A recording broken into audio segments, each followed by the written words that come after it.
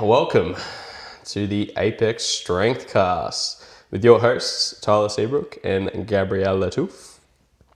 This Strengthcast is brought to you by Apex strength training for everyone. Today we have the big dog, Tony Reinmuth, fresh from the SBD Cup, ready to get back into training, I hope. How you feeling, big dog? Yeah, probably need about 2 months off and then we'll get back into it. Just the use. Yeah, just a standard 3-month prep for a comp. Or 2 months, next one's in Feb. I actually went back and counted and I was like, all right, it was a 14-week prep that we did for that. That was like pretty much consistently 14 weeks we trained for the SBD Cup. And you know what? You pulled together a pretty fucking good day. Yeah, it was good. It's not the numbers I've been up to, but yeah, we'll work on it. Yeah, and it's like, I guess it's complicated, right, with the shoulder on bench press, but it's probably the best or the best prep we've had for your bench in some time. So. Yeah, and then obviously the squats, a really, really good day in the office. For those who don't know, so the SBD Cup is an annual event that City Strength in Sydney holds. It's Greta and John Tran? Yeah. Those guys, and I think Alex Hayes is a part in it as well, like running the event. Big part in it. Yeah, and the crew down there, they hold the event. And essentially, it's similar to the Sheffield, which if you don't know, you have to break the current national record by a percentage over your competitors, which means if you're in a heavyweight class like Tony is, you have to break the record by a greater amount to beat someone's percentage in hypothetically the 74 class, who can break it by a smaller amount, but by a percentage, it could be bigger. So the higher the total, the more over the total you have to get a bigger percentage. Correct. So it's a really cool new event that really Sheffield's only been run for 3 years now, I think. And then SBD Cup, that was the second year. So Tony obviously got the chocolates, so won the male division, and then it was Abby Wallace who won the female division.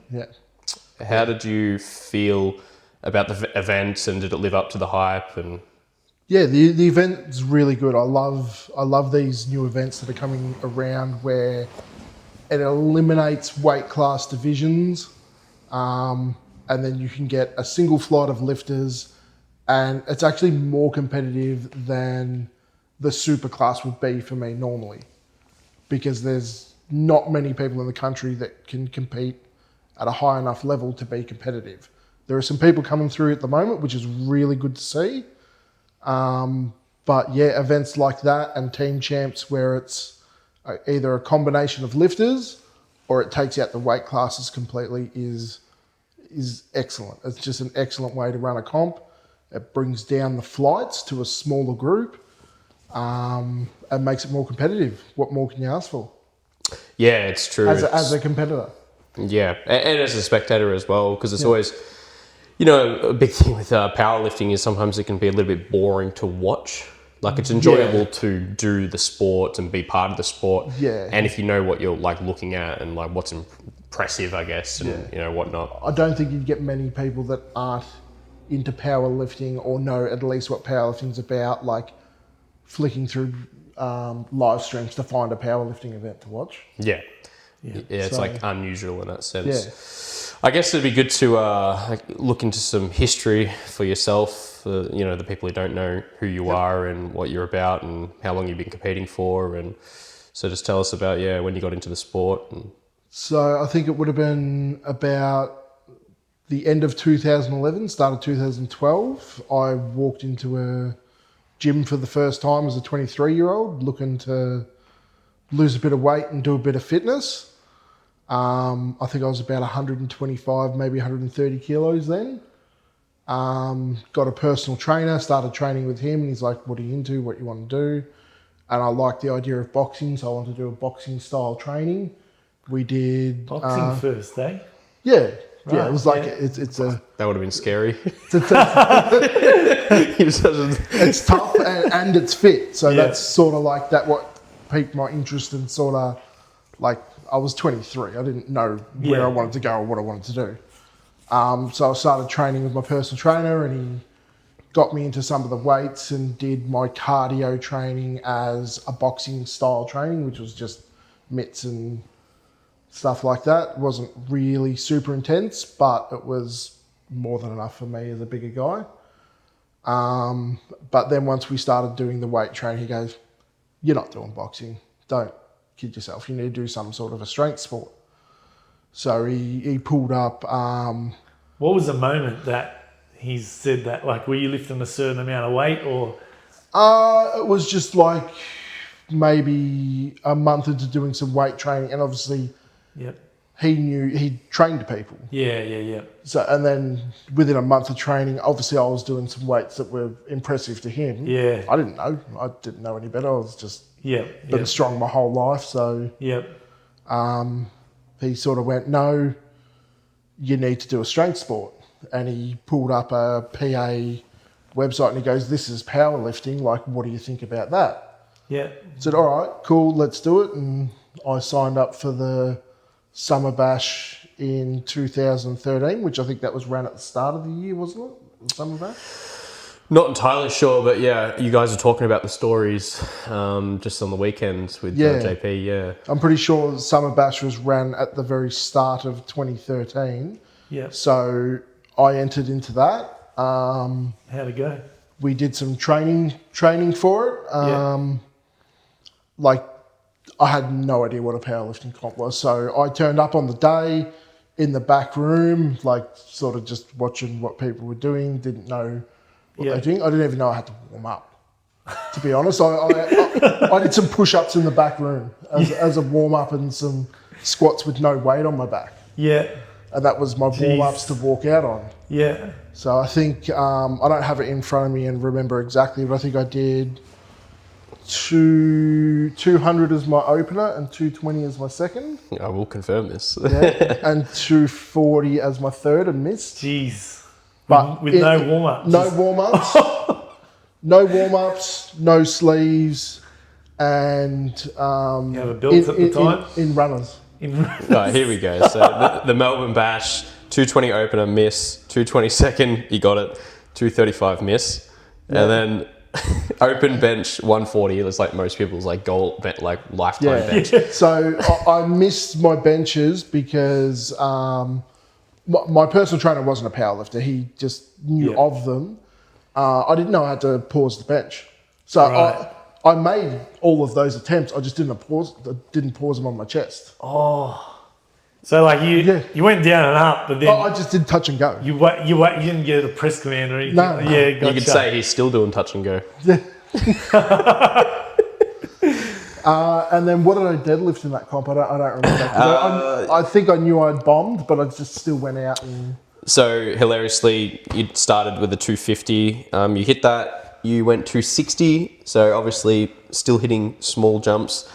Even at the start of your career, and then jumped to 270, which you missed. So it's funny because like all these milestone lifts, like a 220 squat, a 140 bench, and a 270 deadlift. It's like such like milestone numbers that you like for your first comp. And that was 12 months after first going into a gym. Yeah. So my next comp was probably more my respectful, my first comp where I had an idea of what I was doing. Yeah, and I guess at what point did you know that you were strong and / had like an ability to become great at the sport? That was my second comp. Second comp, yeah. Second comp, and I thought I was going to be like the best deadlifter in the world.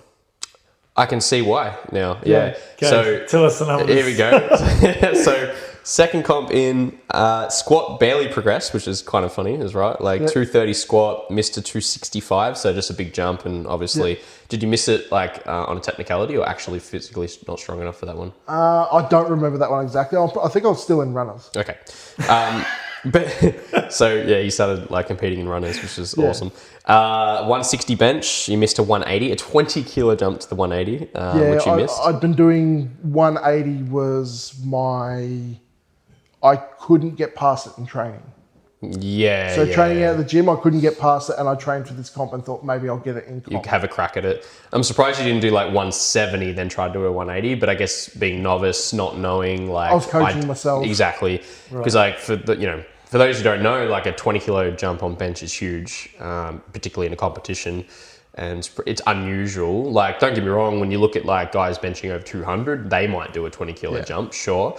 But for your second comp, it's a big jump, yeah. But impressively, a 320 deadlift for his second comp. So I can see why. Which was the Australian record at the time. Yeah, that doesn't surprise me at all. And with a 710 total. Yeah.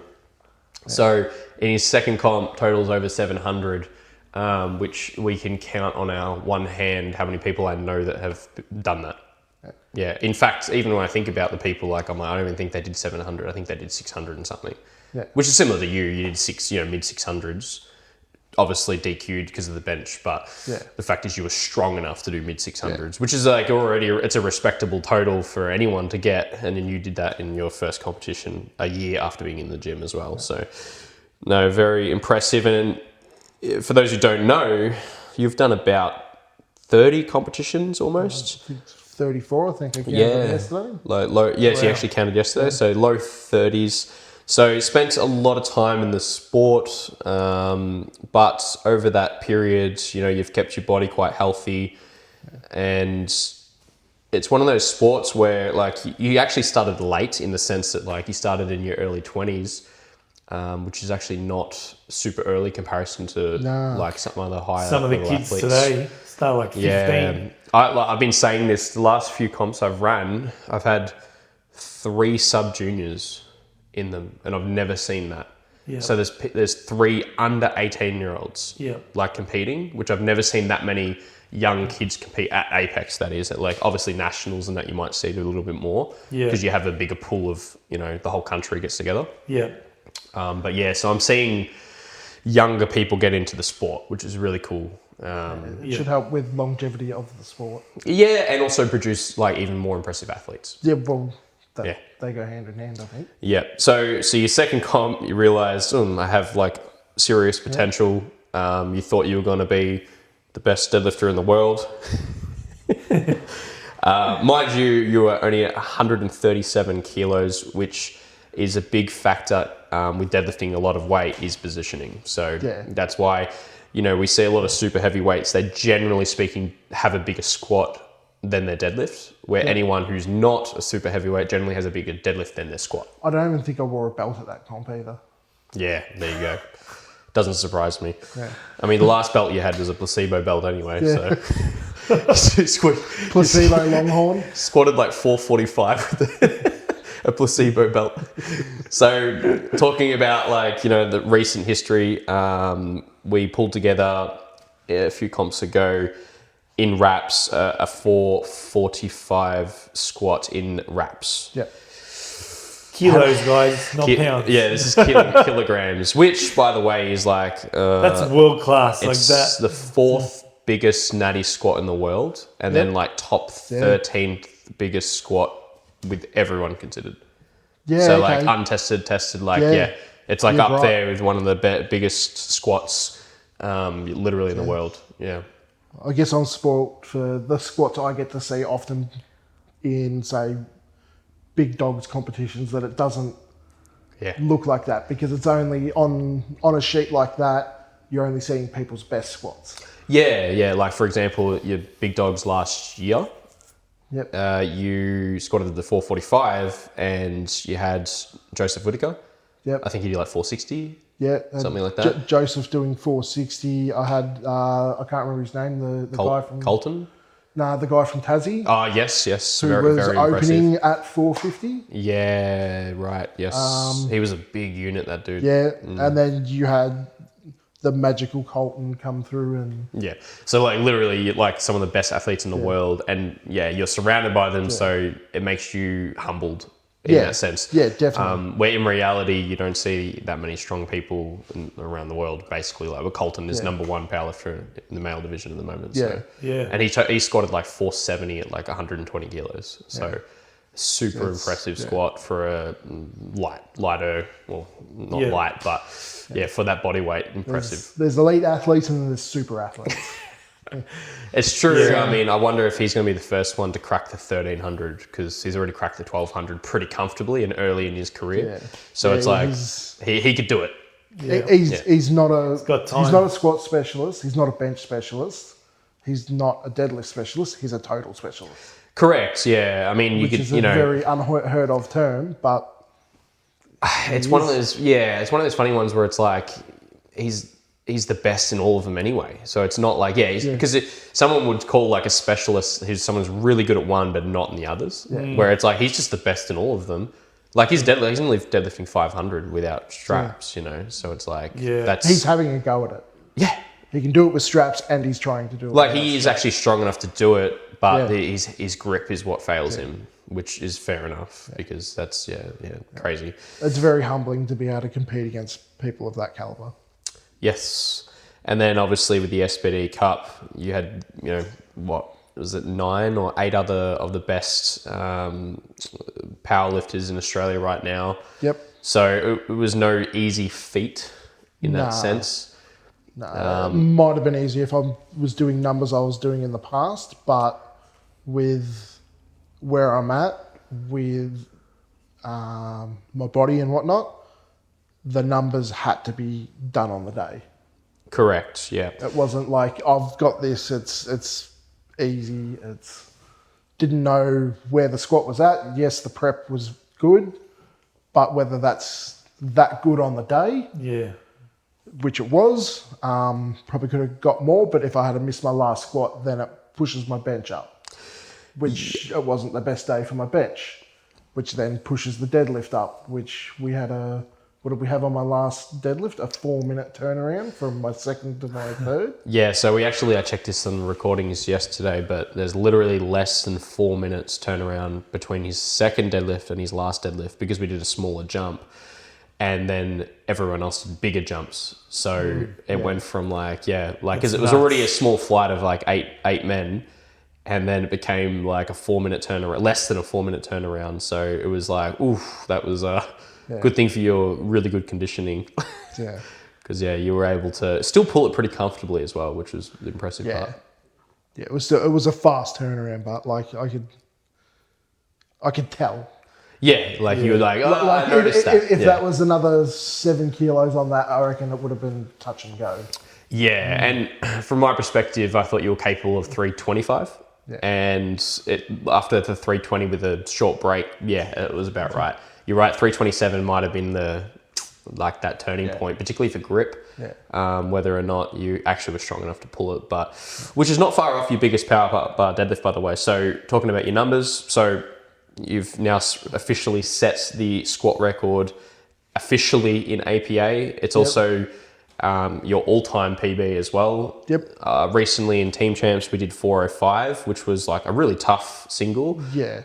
Didn't have much more in the tank. Yeah, and then that was a 9.5. You're correct. Yeah. Not much more in that one. Maybe 2.5, give or take. Yeah. 2.5 might have been a 10 RPE.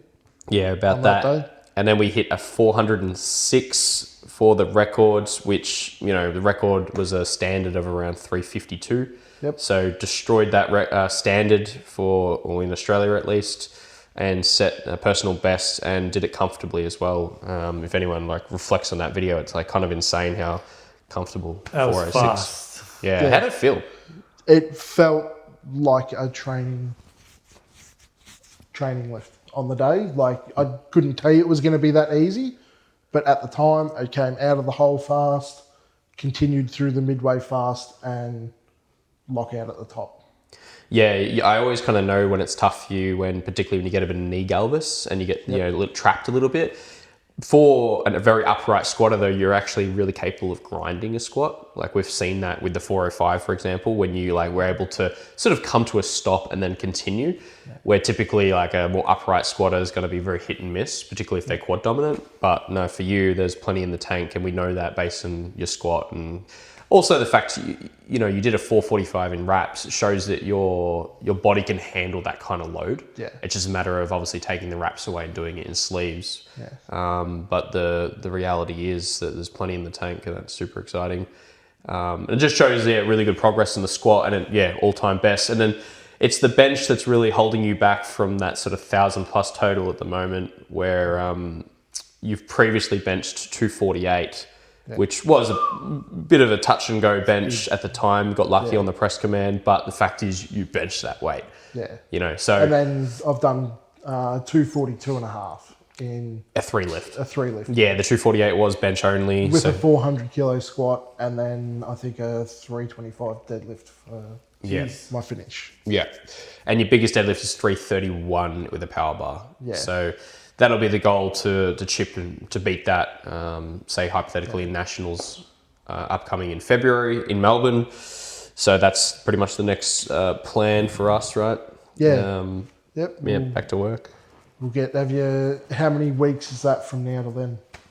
That is a very good question. How many weeks is that? What we got? November, December, it's give or take 3 and a bit months. So it'd be like 15 or so weeks. Yeah. So any time off? Well, I'm about to discuss that now. So. We're not discussing it. Negotiate. For those who don't know, before when he was joking about a few months off, it wasn't a joke. It happens. It definitely happens. I get busy, and sometimes training does not become my priority. So but 1,000 is a pretty big goal for me, so I have to make it a priority. And do the training. So how many weeks of an off season do we want to do? If you're looking at around that sort of 15 to 18 weeks, whatever it ends up being, because it is late February, so it's probably a little bit more than 15. You definitely can get away with probably about half of that time pushing more volume and avoiding like heavy lifts to keep the body healthy, and then sort of like those final like 8 to 10 weeks we can start to sort of ramp up into the comp, and then the final 4 to 5 weeks is more like your peak. So give or take, that'll be the structure. Definitely excited for you to continue the momentum.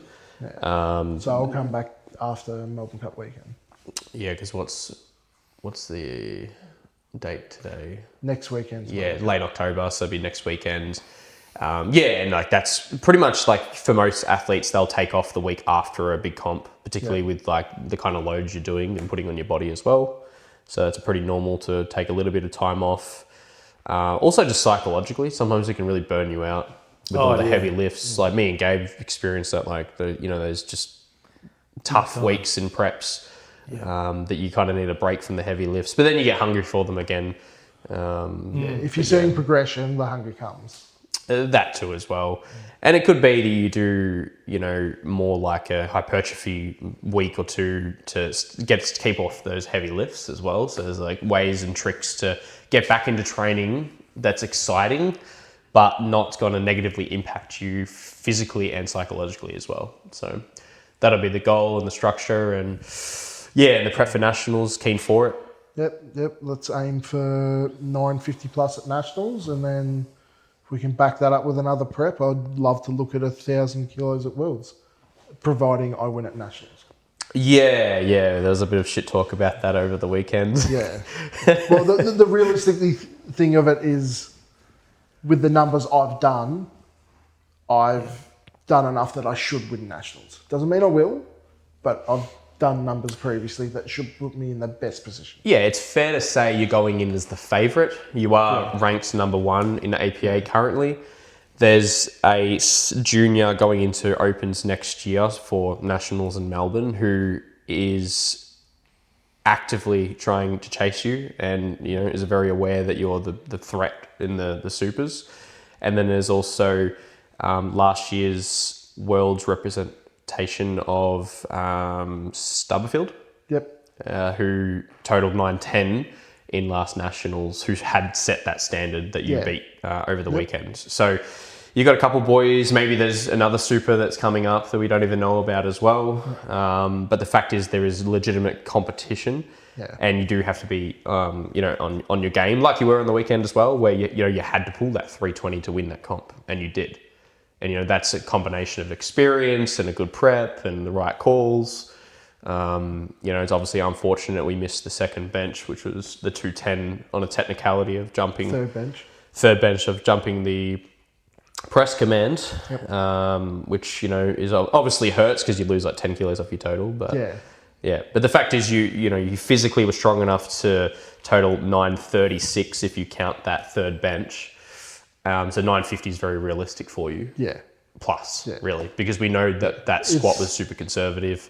We know there's more in the deadlift, and we know that we can get your bench back up to where it has been before. So, very excited for the Nationals prep.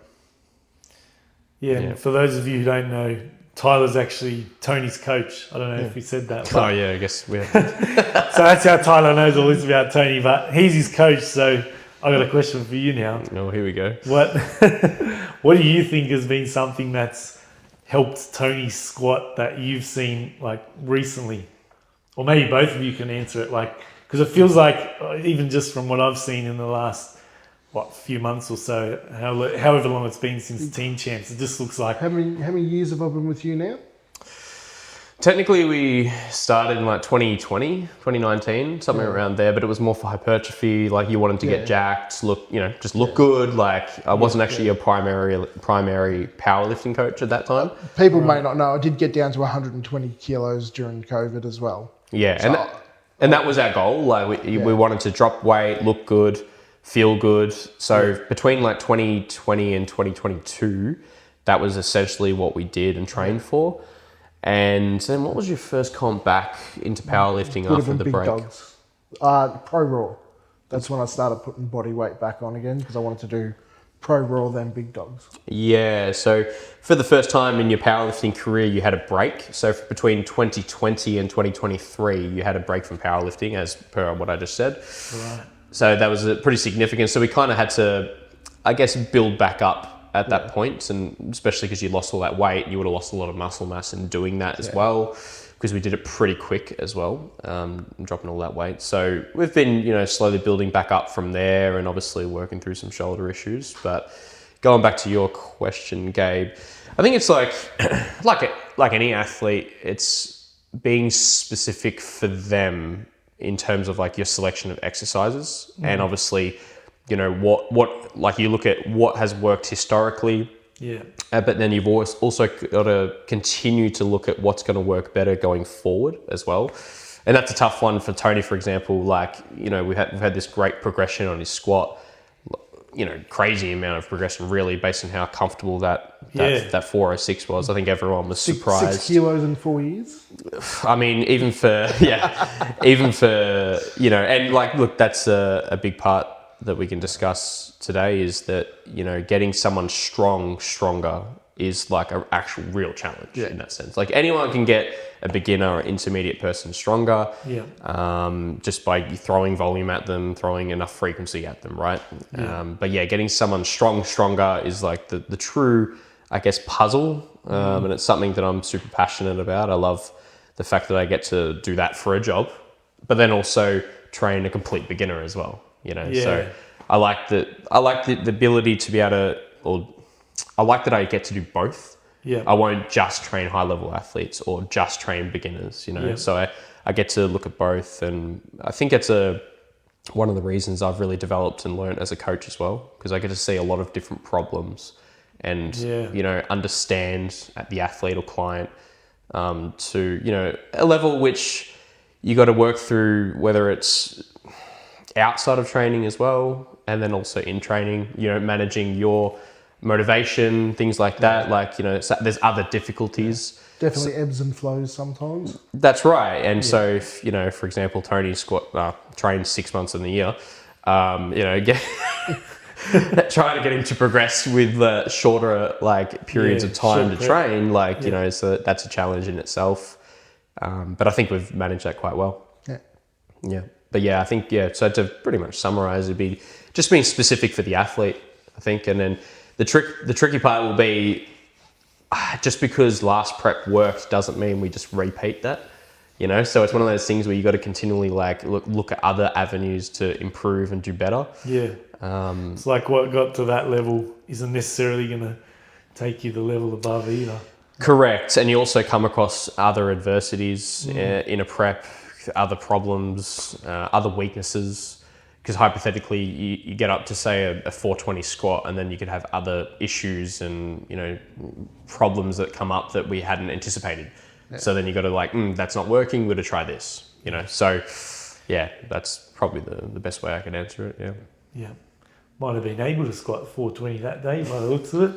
Yeah, it was the easiest 406 I've ever done, even though it's the only 406 I've ever done. But it was far easier than my first 400. It was far easier than my last 405 a couple of months ago. It was, I think that's what impressed most people, was that a lot of people seen your 405 4 or 5 months ago, and then to see the 406 move like that was like, oh, okay. That's what I thought. I was a bit hungrier for the 405 off a bit of a shorter prep, wasn't it? After Pasha PT took my Australian all-time squat record, and I felt I had to step up and take it back, and that's another got a bit hungry, a bit of competition. Yeah, that's another super heavyweight in Australia as well that we can factor in, that we have to look out for, and he's not currently part of APA, but we'll still be keeping an eye on him. The all-time Australian squat record is not an official record that is on any piece of paper anywhere. It's just a spoken record. Yeah, that's right, and that's the beautiful thing about open powerlifting, is that we can compare with everyone, wraps, not natty, every federation.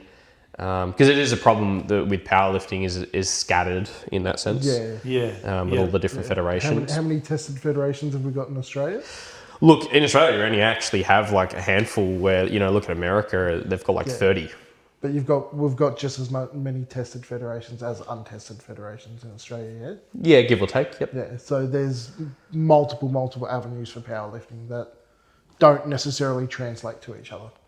Yeah, that's right. And one of the beautiful things about powerlifting is that there is an option for people who are untested. Yeah. Unlike most sports in the world where there's not, which leads me into the question of why have you stayed natty throughout your entire career? I think a lot of people don't even realise, first of all, he's drug tested, he is natty. I was doing these numbers. Drug tested at SBD Cup. And I was drug tested at Team Champs too, I think. I think the first Team Champs you were, not the second. First Team Champs I was. I'd drug test you too, bro. A lot of the time they say we just pick the winners. Yeah. It's when I get drug tested. Look, I've never really entertained the idea of using steroids. It's always a curiosity. How much more stronger would you get? But in the competition, I've always just chased competition and haven't really needed them. So haven't entertained the idea, and also haven't required it. Yeah. And there's more that comes, like you've already got to train, you've got to do your meals, you've got to go to work, you got to do this. It's just another layer to add into. I don't have the motivation to track it and keep up with it. I'd do the wrong thing if I was. Yeah, you got to be very vigilant with your health. Yes. Like that is, like a 101 with any coach or untested athlete knows, or hopefully knows. Adds another level, and obviously takes your ability to be able to compete natural again. Yeah. But no, it's true that it'd be... definitely test you, like 406 squat. It's like, imagine they didn't test him. Yeah. I'd be like, dude, that's test that guy. What the fuck? So it's good to see they were doing testing. Is something that, I really liked about that comp was that they were doing official drug testing. Sports Integrity Australia was there representing. How many people were competing in total? only 8 and 10, 9 maybe? or 8 and 9. So there was 17? 17 athletes, and like how many got tested? I think there was at least 6 people that got drug tested. Yeah, which Wow. is That's a major percentage. For a that's like the competition. highest percentage of testing I've seen in a comp ever. Yeah. Yeah, obviously because it was a small group of lifters, but Yeah. because everyone's so high level, Yeah. Perfect opportunity. yeah. Perfect.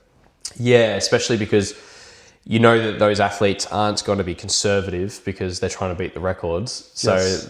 you know, if one was to And cheat... there's money on the line too. Yes, and Right. there was money on the line, which, you know, we'll touch base on that as well. So, huge thanks to City Strength, who put up all this prize money. So first place was a $1,500 prize money for both male and female divisions. Plus there was prize money for all records broken and held at the end of the competition. Tony obviously broke the 406, or the squat record, which was set at 352.5, and then also the total record, which was set at 910. So it was a good little bonus, I think, on a really, really good day. Yeah, but I assume that would be your biggest prize money to date. Other than team champs, that's the only prize money I've ever gotten from a competition. I think Pro Raw you did. You got third. I got third, but there wasn't enough funds for a third place. So there's only first and second. Yeah. So I got to see everyone else walk out with an envelope, but not me. And which, you know, like you surprised a lot of people in that comp. So in that competition, you totaled 985 in reps. Just shy of 1,000 total. That was your biggest dots to date as well. That was a 515. Was that my first comp in reps? First competition in reps, a 514 dots. Yeah. So that's That was my comeback competition after COVID too, wasn't it? So that was. Yes. So your biggest dots prior to that was 506. So it was a nice bump. Obviously in reps, you know, is factored in there, but you also had a fantastic long prep into that as well. Yeah, it was a good leg. I needed it. I dropped weight, decided I was doing big dogs and pro raw.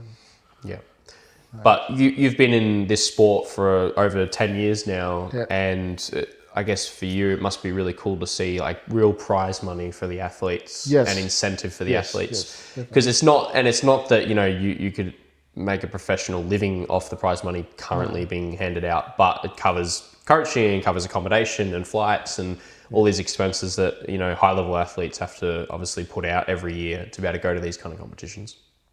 So it's like really cool that City Strength are holding that. Obviously got team champs holding money meets. You know, there seems like there's more and more on a year to year basis, which is really cool to see. APL as well, putting money up. Sport's growing, you know. APL just held nationals at the the exhibition centre in Melbourne, and they held it like a strength exhibition, you could say, because there was weightlifting, there was all these other sports there as well, and it was the biggest powerlifting competition that Australia's ever seen, and it was like 30,000 prize money. So really, really cool to be all part of that, and it just shows that the sport's heading in that, I guess, the right direction. So speaking of prize money, I'd like to offer Apex $3,000 in prize money for one of your competitions, or a specific competition that we can think of. If not, we can use it on a pre-existing competition to support athletes, support Apex, and hopefully draw more people into the sport or make it more interesting. Yeah, and look, like we briefly discussed this before the actual podcast itself, but it's like a really, really cool incentive, and much appreciate the offer as well. And I'm sure a lot of people will be super excited for that too.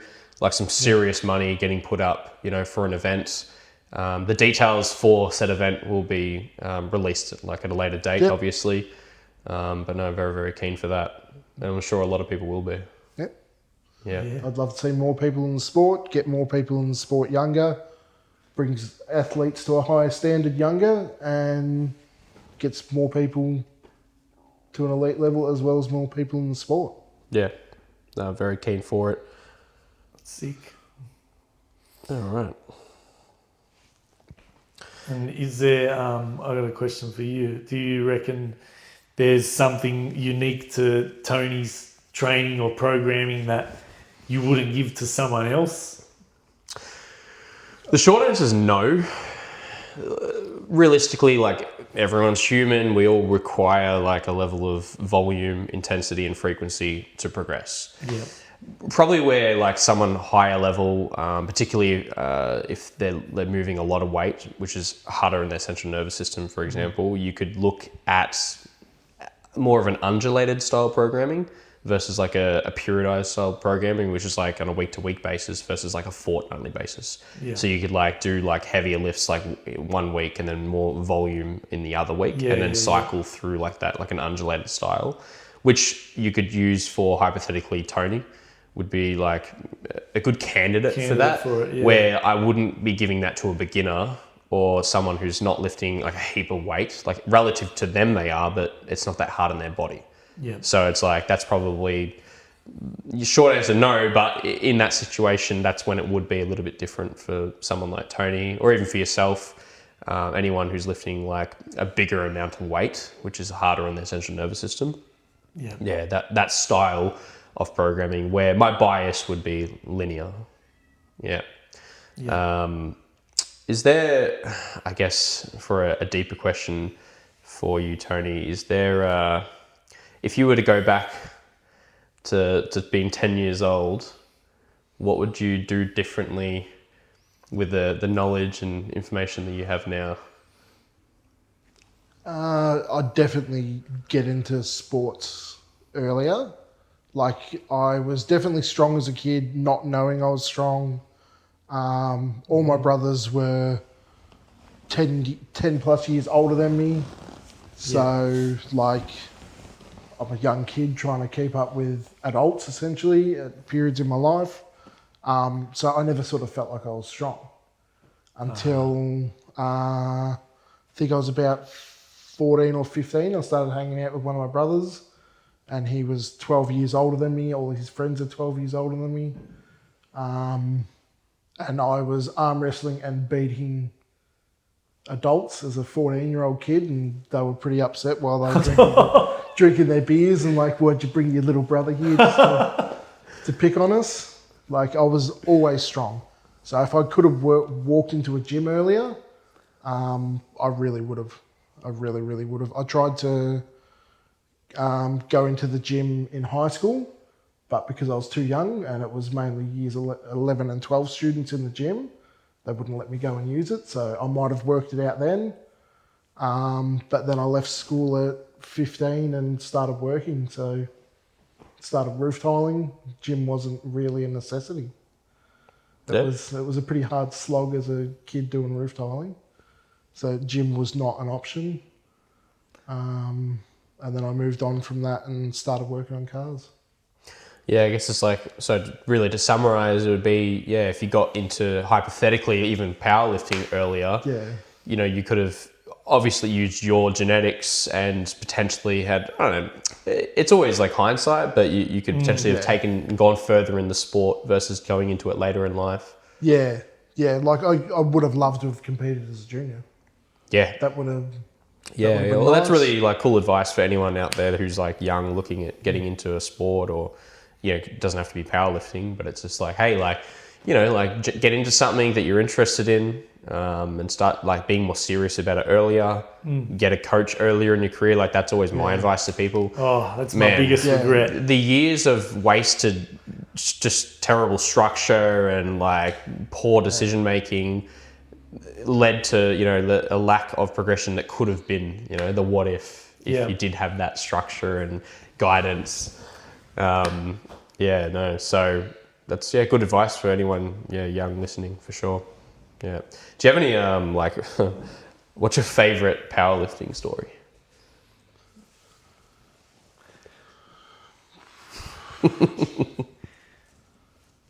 Here we go. It's a bit too on the spot. I know. There's one. I can't remember this. What's your favourite powerlifting story? Oh yeah. Now, there's a.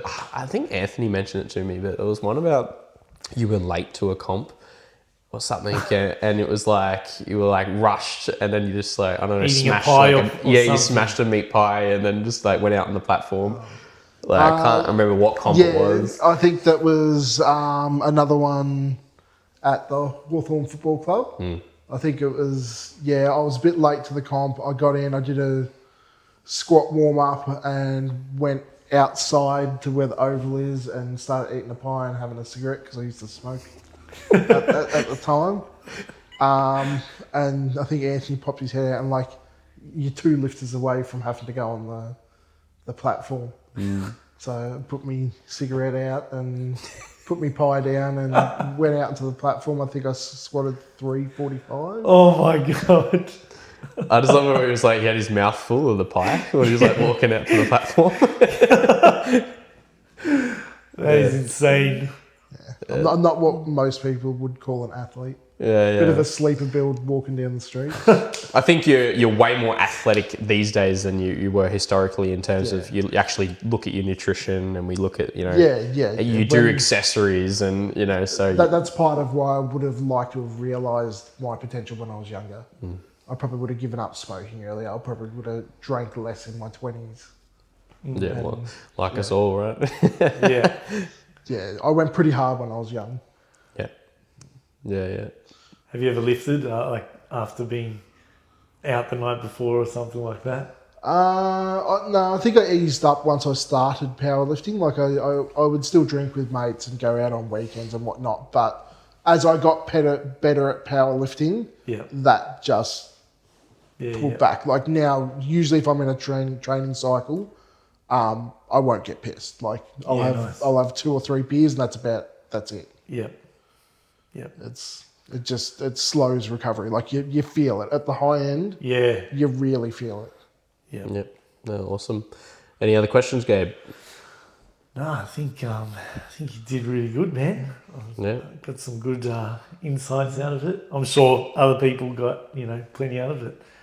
Yep. All right. Well, Nationals Melbourne. Yep. Is the next competition, and that's what our eyes are set on. Keen to see how you go, and hopefully we can put together a really, really good prep and, scare some supers. Yeah. Sounds exciting. Awesome. Yeah, the boys. All right, well, thanks for coming on, brother. Thanks for joining us, bro. Yeah. Fuck yeah, bro. Got the first one back in there, so it's been, 4 or 5 years since we've done a podcast. Tony's actually been on the podcast once before, many years ago. So it was 2019 was the first time you were on. Might have been earlier. Yeah, 2018 maybe. It was around early 2019, late 2018, something like that. I think it might have been 2018. Yep. Back when Apex was, what street were you on back then? Right behind the train station? It's Merliston, station. So, just a little studio gym, which obviously we've expanded into the space we're in now. But, always growing, always continuing to push. That's a question I should probably ask. Like, what's the future of Apex look like? Oh, yeah, that's a good one. Look, I'm always ambitious and, upgrading facilities. I'm constantly wanting to increase and add equipment and replace equipment. And so for me, it's just like, what do the members want? And what do I love about it? Like a good gym and a good community and adding to that. And then just trying to facilitate that because it's a very fragile thing. Yeah. So what's the hardest thing for you running Apex at the moment? Is it the size of the gym? The size of a competition you can run? It's probably just the complexity of running a business. So it's like doing the admin, but then also coaching my athletes, heading to Sydney for 3-4 days. I have to obviously. You got a backlog now? Well, you're correct, and so I had to catch up a little bit, and then no doubt there's some things to organise. So we've got the APA Apex Alliance 3 this weekend on Sunday. So we're running an event. So it's trying to manage across a long weekend as well. Yeah, it is, right? Because it's Melbourne Cup weekend. So trying to manage, getting everything ready for that competition, coaching in Sydney, coaching all my clients, running classes. No rest for the wicked, mate. Seems to be the case with running a business. But no, I love it. And but to your question, just continuing to improve. Yeah, it's a good question. Yeah, boys. All right. Thank you for listening in. And don't forget to like and subscribe. Or don't. Whatever. Whatever you want to do. Yeah. Cheers, boys. Awesome.